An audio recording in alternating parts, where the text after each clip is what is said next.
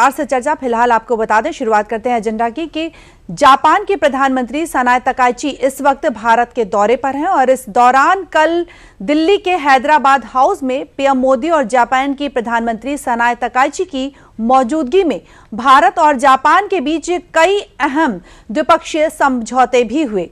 दोनों देशों के बीच हुए वार्षिक सम्मेलन के बाद आर्टिफिशियल इंटेलिजेंस यानी एआई के अलावा फार्मा सेक्टर से जुड़े कुछ समझौतों पर हस्ताक्षर भी किए गए।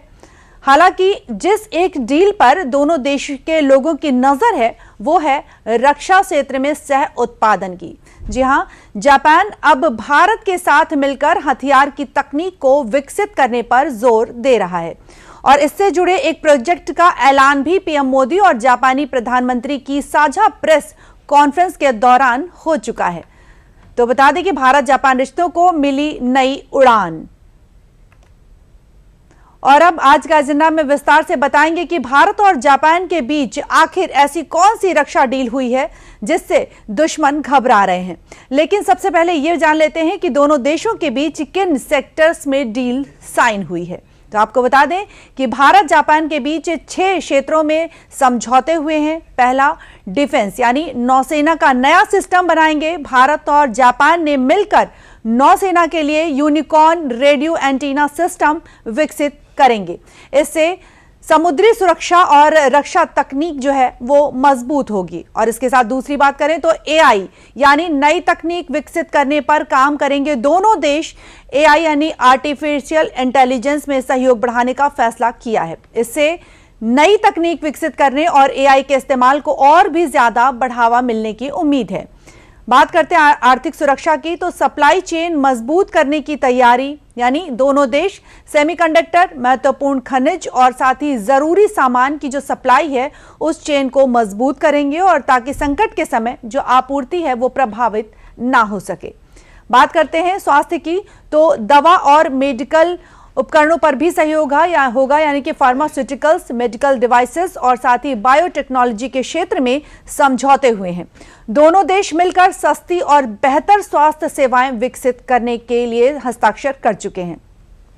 और अब बात करते हैं ऊर्जा की, तो बायोगैस के 1000 प्लांट लगाए जाएंगे।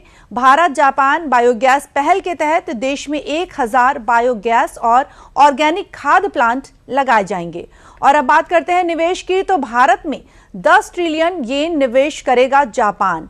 पीएम मोदी ने कहा कि जापान अगले 10 सालों में भारत में 10 ट्रिलियन येन करीब 6 लाख करोड़ रुपए का निवेश करेगा। तो ये तो हुई दोनों देशों के बीच हुए अहम समझौतों की डील, लेकिन इन सब में जो सबसे खास बात है वो है भारत और जापान के बीच हुई डिफेंस सेक्टर में डील। जी हां, भारत और जापान ने मिलकर तय किया है कि वो दोनों नौसेना के लिए यूनिकॉर्न रेडियो एंटीना सिस्टम विकसित करेंगे। इससे समुद्री सुरक्षा और रक्षा तकनीक मजबूत होगी। और यूनिकॉर्न सिस्टम की क्या कुछ जो जानकारी है वो भी हम आपको बता देते हैं कि यूनिकॉर्न सिस्टम क्या कुछ है। तो बता दें कि यूनिकॉर्न सिस्टम एक आधुनिक नौसैनिक रेडियो एंटीना सिस्टम है जो युद्धपोतों की रडार पहचान को कम करके उन्हें अत्यधिक स्टेल्थ क्षमता देगा। और यूनिकॉर्न सिस्टम में कई आधुनिक तकनीकें एक साथ मौजूद होंगी और इससे युद्धपोत पहले से ज्यादा सुरक्षित नजर आएंगे। यानी कि ये जो खासियत है यूनिकॉर्न सिस्टम की, इसके बारे में हम आपको बता रहे थे कि युद्धपोत पहले से ज्यादा सुरक्षित नजर आएंगे। और यूनिकॉर्न सिस्टम क्या कुछ है, बता दें कि यूनिकॉर्न एक आधुनिक नौसैनिक रेडियो एंटीना सिस्टम है। इस यूनिकॉर्न सिस्टम को दोनों देश मिलकर विकसित करेंगे। कल यानी गुरुवार को नई दिल्ली में जापान के प्रधानमंत्री सनाए तकाइची के साथ संयुक्त प्रेस वार्ता में प्रधानमंत्री नरेंद्र मोदी ने इसे दोनों देशों की रक्षा साझेदारी का एक नया अध्याय बताया है। डिफेंस के क्षेत्र में आज हमने भारत और जापान के पहले को डेवलपमेंट प्रोजेक्ट पर एग्रीमेंट किया है। नेवल रेडियो एंटेना यूनिकॉर्न का यह प्रोजेक्ट हमारी डिफेंस टेक्नोलॉजी पार्टनरशिप में एक नया अध्याय खोलेगा। अब हम ऐसी डिफेंस टेक्नोलॉजीज को साथ मिलकर विकसित करेंगे जो रीजनल पीस, मैरीटाइम सिक्योरिटी और रूल बेस्ड ऑर्डर को मजबूत करेगी। और इस खबर पर अधिक जानकारी ले लेते हैं। हमारे साथ जुड़े हैं संजय सोई, रक्षा विशेषज्ञ हैं। संजय जी, स्वागत है आपका। संजय जी, बताएं कि भारत और जापान के बीच जो कई अहम द्विपक्षीय समझौते कल हुए हैं, लेकिन सबसे जो मेन है वो है रक्षा क्षेत्र में सह उत्पादन की डील। इसको किस तरह से देखा जा सकता है? भारत की स्वदेशी जो रक्षा है, इस तकनीक को इससे किस तरह से बढ़ावा मिलने की उम्मीद है? देखिए, इसमें कोई शक नहीं है कि आज भारत जो है आत्मनिर्भरता की तरफ बढ़ रहा है। और यहाँ पर भी अब देखिए, जापान के साथ जो हमारी बातचीत चल रही है वो जॉइंट प्रोडक्शन की बातचीत चल रही है। अब हम खरीदने की बात नहीं हो रही। पहली बात तो ये महत्वपूर्ण बात है। दूसरी बात यह है कि जापान की जो आधुनिक टेक्नोलॉजी है उसका हम इस्तेमाल कर रहे हैं, चाहे वो रेडियो के क्षेत्र में हो, नेवी के क्षेत्र में हो, एआई के क्षेत्र में हो, स्मार्ट चिप के क्षेत्र में हो। जिन जिन क्षेत्र में जापान की टेक्नोलॉजी है, भारत की जरूरत है, और दोनों ही देश एक तरह से आगे बढ़ रहे हैं। देखिए, दोनों की दोस्ती कितनी अहम हो गई है। 16वीं बार ये हर साल एक विजिट होती है। पिछले साल प्रधानमंत्री जी गए थे, अभी उनके प्रधानमंत्री जी आए हैं, जिनको हमारे प्रधानमंत्री जी ने अपनी छोटी बहन के तौर पर देखा है। और ये देखा जाए, दोस्ती दोनों की इतनी अहम है कि चाहे वो हम क्वाड के मेंबर हैं जापान के साथ, और फ्रीडम ऑफ नेविगेशन की एक्सरसाइजेज होती है, जैमेक एक्सरसाइज करने का विचार है।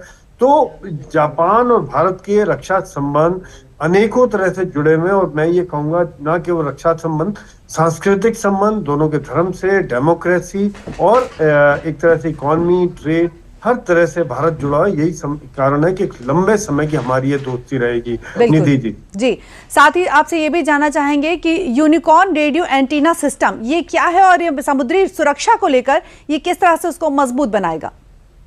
देखिए, ऐसा है कि रेडियो यूनिकॉर्न सिस्टम जो है ये ऑलराउंड एक शिप को देखने की सुरक्षा देता है। एक काफी स्टेल्थ है जिसको कि दुश्मन के लिए ढूंढ पाना मुश्किल होता है, क्योंकि जब भी कभी हम रडार ऑन करते हैं या कम्युनिकेशन सिस्टम ऑन करते हैं तो दुश्मन को वहां से उसकी लोकेशन पता चल जाती है।